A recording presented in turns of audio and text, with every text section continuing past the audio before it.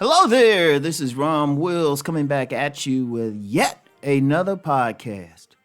Factors never discussed by commenters focused on looks. And I gotta really look, I'm gonna tell you something now.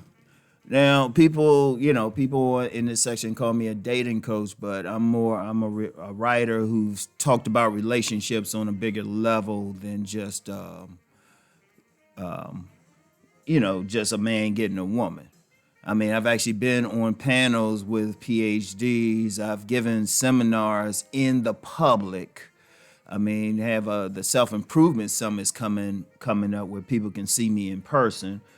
And one of the things that I'm seeing with a lot of these guys, a lot of them who call themselves black pill or something, if you read their comments or even listen to some of the podcasts, they behave as if the only factor is a man's looks. And let me be clear, like I'm always clear, looks matter, but it's not the sole thing that matter. Or even money, that's not the sole thing, or even status. Now, all three of them play a part. But there's several other factors I've noticed that is not discussed in a lot of relationship discussions, even at a professional level.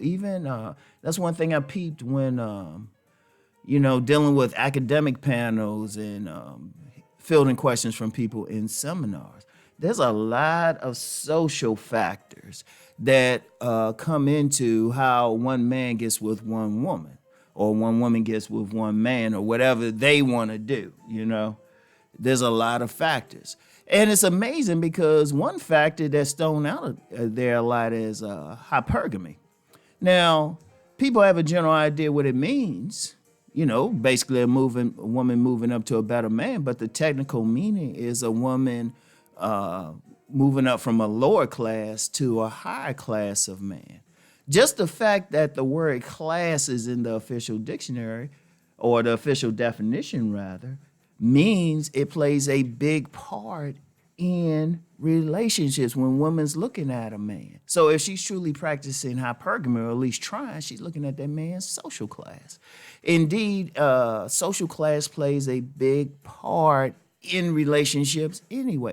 Shout out to Master Teacher BGS for the Octane model, which looks at different social classes. And shout out to Cousin T-Tall for going into it as well. Social class by itself plays a big part. Like when someone is talking about, like you get some guys, they talk about, well, Pookie and Ray Ray getting the women. But if you look at the women that they are primarily getting, they either 85 octanes, which is the lowest class, the ratchets, or 87 octanes, which are working class. And even when you see that rare thug type with a woman who is seemingly of upper class, like you might see a Ray Ray or something with a woman who's otherwise a 92, I would say that's still a class issue. Because I'd say this, and this is what I found actually talking to some women like that. Ask them where they grew up.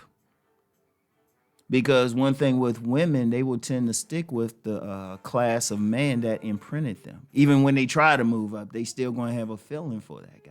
But then overall, in relationships, people stay within their social class. Because a big part in who people end up with is proximity.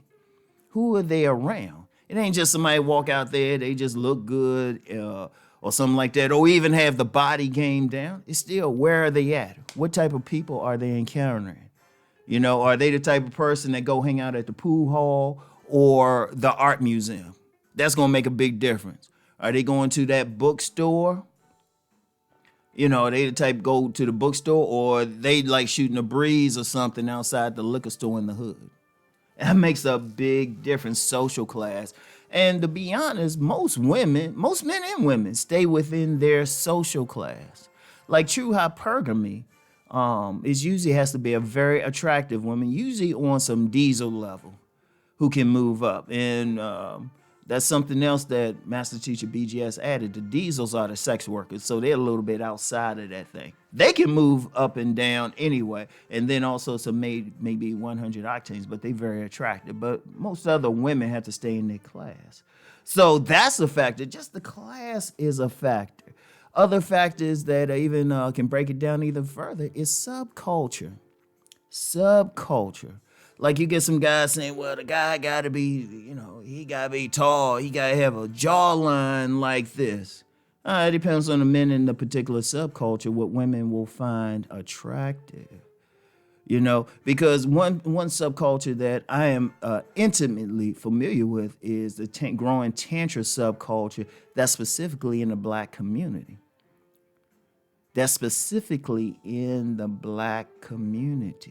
The Tantra subculture that's growing there. And I'm going to get into that race thing in a second. The men in there, a lot of the men in there, and the men getting multiple women in there aren't necessarily fit what the mainstream would consider the most handsome man or the most even built man. Even with Rom talking about body game and stuff, you don't see a lot of the fitness model or muscular men in that community. A lot of you see them, they just regular guys, but then you start talking to them, you find out they got a lot. I remember one time I was in a Tantra work stop, right?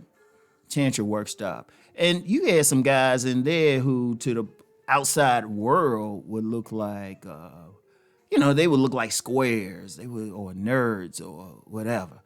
And in one case, even a guy who would be considered an incel just from his look and stuff. He had that strong jaw and everything.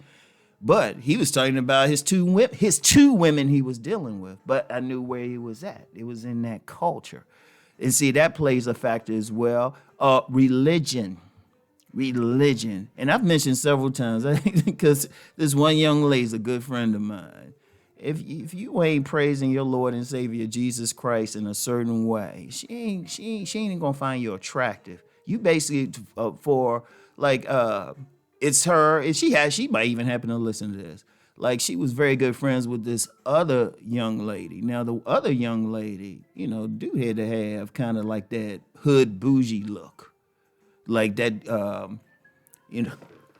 For the other young lady, she had dude had to have like that social class that was more. It was a weird combination, more like I'd say an 89 range. Some men in that 89 range, lower end middle class, but also dress fly and everything, real stylish. It's like a nuance, what I would call ghetto bougie and stuff. Still dress fly and everything, but then moving up. But then the best friend, the guy had to look clean cut, like totally clean cut, because the woman was religious. And I've seen this with a lot of women who are deep in a spiritual community. The man got to look a certain way because of the religion. And even, even in some other stuff that's more considered more alternative, like if a woman is in the more, like Rastafarian or something like that, the guy that she gonna consider attractive got to have that look. And I'm gonna get into that looks thing again in the next podcast.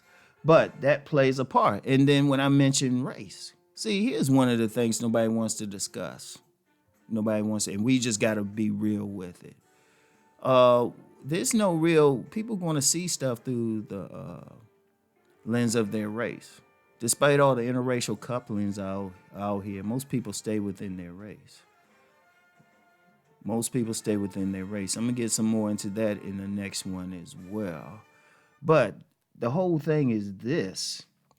There's more factors. If you're going to have an honest discussion about relationships, looks, and even when I say body game, that's still, I've always consistently said, that's the base.